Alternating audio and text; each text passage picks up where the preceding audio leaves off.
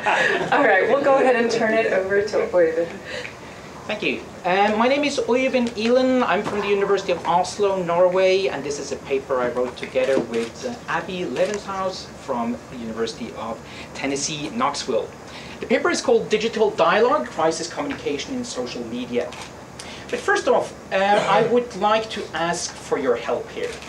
I had no knowledge of Chinese science at all. And many of you have heard about, you know, Western guys walking into tattoo parlors and getting the Chinese sign for love tattooed on their shoulder. And, you know, Chinese guys comes along, takes a look at the tattoo, and, okay, the sensitive souls here can cover their ears. And the Chinese comes along, looks at the tattoo and says, "What? Your mother is a big turtle?" So, when you search the web when you Google with the keyword social media and crisis, this is one of the pictures that turns up. I don't know if this is accurate or not, but danger and opportunity are the two signs that you find. Is this correct? Yeah. Right. Oh, wonderful. That's a relief. And I'm not going to tattoo them, by the way. One of the opportunities that often is mentioned in connection with social media is, of course, the opportunity to dialogue. And in this paper, what we would like to research is what happens when you throw dialogue theory into this equation of opportunities and dangers. What happens when you throw dialogue theory into this equation, and what kind of challenges and opportunities arise when you want to use dialogue theory in the organizational setting? Now, the tour of my paper, or our paper, has 3 stops. First of all, we discuss a little bit about the literature on social media and crisis. Then we turn to dialogue and organizations. And finally, we discuss the benefits and the challenges of using dialogue theory in this context. Now, first for social media and crisis. And quite a few of you know that in the literature, the opportunities for using social media is discussed in terms of self-efficacy, for instance. You should try to make the community part of the crisis response or the communication response. So there are lots of benefits argued in the literature. On the other hand, what we tend to find is that a lot of the literature is focusing on functional interactivity. They're focusing on feedback loops, the opportunity to leave messages, and so forth. And indeed, the literature tends to have a managerial bias. It tends to be very functional. It tends to privilege certain interests over others and marginalize some voices. Now, the literature on dialogue and organizations is different. First of all, the first guy in PR to really have discussed the use of dialogue would have been Ron Pearson, now deceased. Ron Pearson used the work of Habermas to come up with some procedural rules for how an organization can proceed with dialogue. And that would entail, for instance, well, if you're going to dialogue with your stakeholders, you have to agree upon, for instance, the response time. Every participant in the dialogue should be able to bring up new topics, and so forth and so on. So Ron Pearson worked using Habermas and presented some procedural rules for how you can conduct dialogue in the organizational setting. But there are other dialogue theorists as well, and first among the equals are probably Martin Buber. And Martin Buber proposed that, well, dialogue is actually more of an orientation. It's not about procedural rules per se. Dialogue is more about orientation. It's how you relate to the other. It's how you relate to the other in terms of treating the other as an object or treating the other as a subject. And that's a huge difference. Some of you might be familiar with the work of Mike Kent and Maureen Taylor, who developed the dialogue theory further for public relations. Using both Ron Pearson and Habermas, and the work of Uber to come up with the idea that, well, in public relations, dialogue should be about orientation. Dialogue should involve reciprocity, it should involve proximity, empathy, risk, and commitment. And these are kind of the hallmarks of dialogue according to Kent and Taylor. There are, of course, benefits and challenges that are not touched upon here. I mentioned some benefits of using dialogue already and some benefits of using social media, but I'd like to address some more a little closer. First of all, social media use have the opportunity for organizational learning, for learning about what topics are of interest to the stakeholders and so forth. Social media has also, and dialogue has also the opportunity for asking difficult questions. Organizations that don't dialogue with their surroundings, don't dialogue with their stakeholders, tend to be self-closed, tend to not ask the difficult questions. Organizations that don't dialogue tend to ask themselves questions that they would like to hear the answer for. In a sense, or in a setting, organizations tend to ask others to tell them how beautiful they are. Dialogue has the opportunity or the benefit of getting closer to others' perceptions. The dialogue can help organizations listen to stakeholders' concerns. So much for the benefits here. And according to Kent and Taylor, they argue actually that dialogue has a much closer resemblance to what goes on in public relations than any other types of communication models like the propaganda model. I tend to question that. I tend to question whether this is an accurate description of what goes on in PR today. One of the reasons for this is also that dialogue is really difficult. There are several challenges to implement dialogue in an organizational setting, and that's what I'm going to turn to now. First of all, there is, if you rely on the work of, for instance, Martin Buber, if you think about dialogue as an orientation, it's a practical problem of how you're going to implement this in an organizational setting.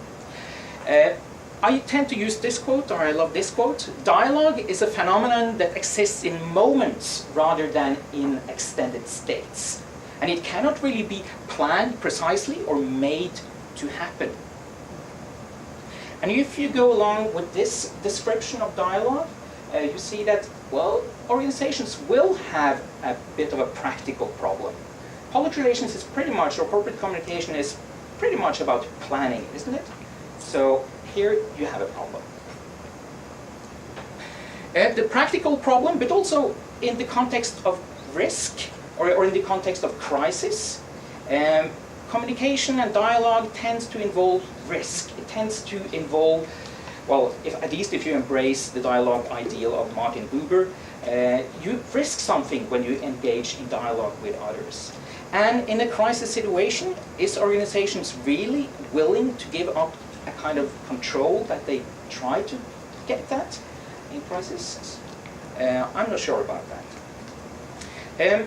Dialogue theory could also be discussed in relation to the manipulative effect that some practitioners actually see. Dialogue can masquerade as proper dialogue, but be used just as a tool to diffuse criticism. We engage in dialogue with our stakeholders, hence we're a good corporation.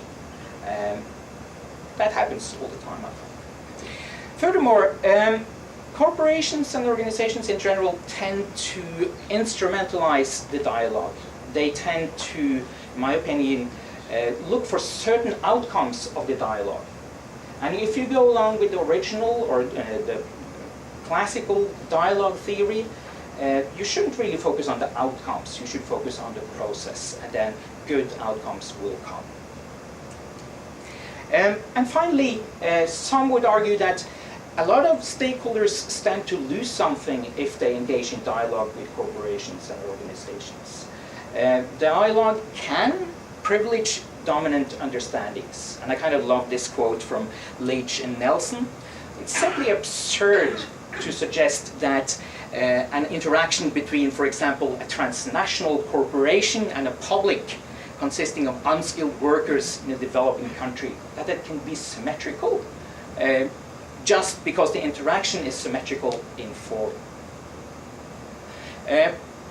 It is even more absurd to suggest the reverse, that the interaction between this worker public and the corporation can be symmetrical if the workers adopt the correct attitude and are willing to compromise. What Leach and Nelson is pointing at here is the resource discrepancy. It's the difference in resources between stakeholders and the corporation, which I found was interesting. I would also like to argue that underlying many of these problems that I pointed to here is the limited rationality of corporations in particular. Corporations in particular have a limited rationality, focusing on profit. They're set up to make profit. That's what they do. And that's their main focus. Organizations in general tend to be driven by certain goals. And again, they tend to use people as means and not as ends, or treat people as means and not as ends in themselves, like dialogue theory would require. So I would argue that there is a systemic challenge for corporations in general to actually incorporate a dialogic orientation for its own sake.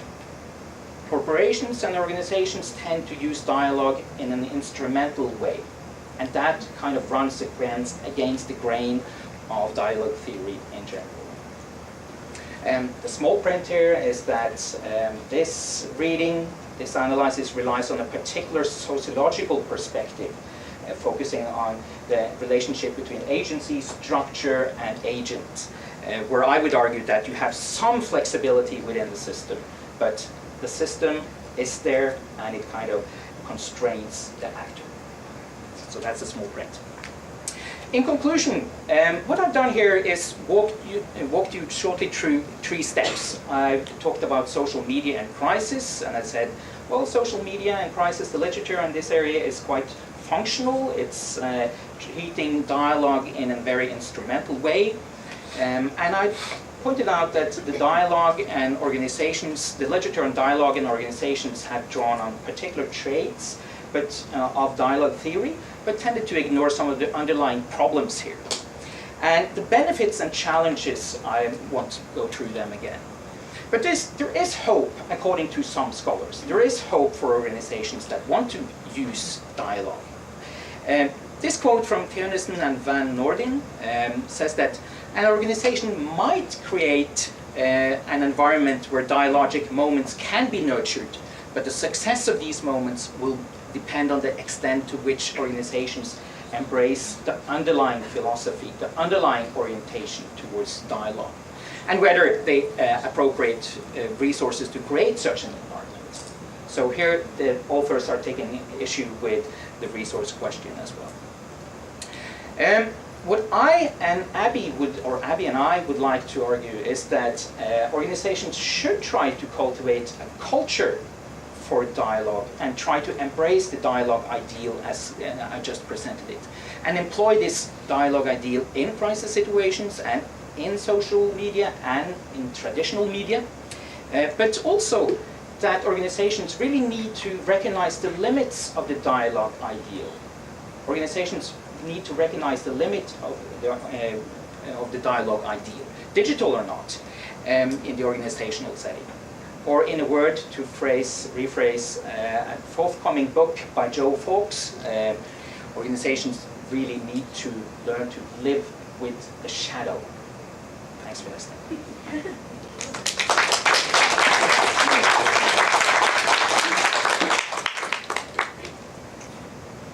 14 minutes, great job. All right. Okay, questions? It was all crystal clear. Whole dialogue. Continue the dialogue.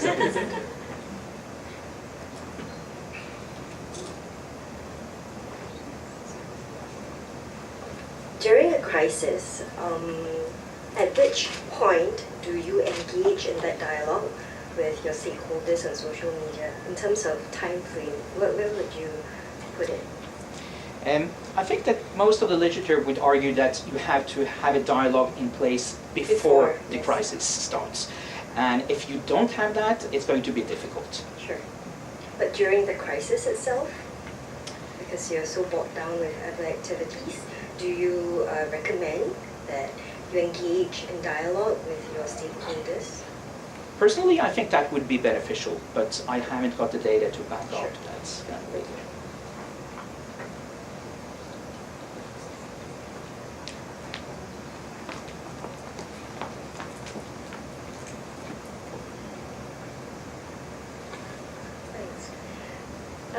I thought it was interesting you said that you wanted to have organizations make the community be part of the crisis communication response. And I was wondering if you would elaborate on that. How do you make the community be part of that response?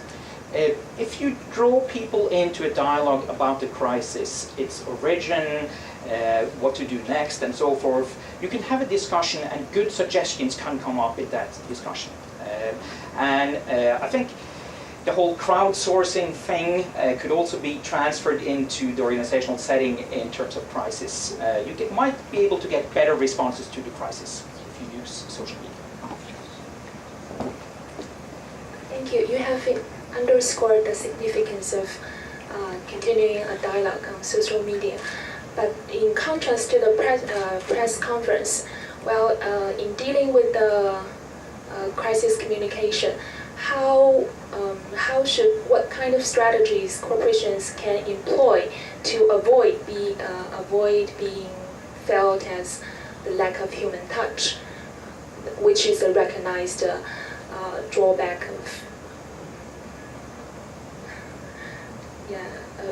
crisis communication using social media. Yeah, the lack of genuine attitude. Thank you. I think the question for that would be that you shouldn't rely on social media alone. You should use all kinds of channels.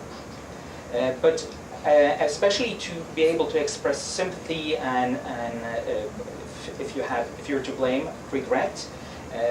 Personally, face to face, I think that's always the best solution.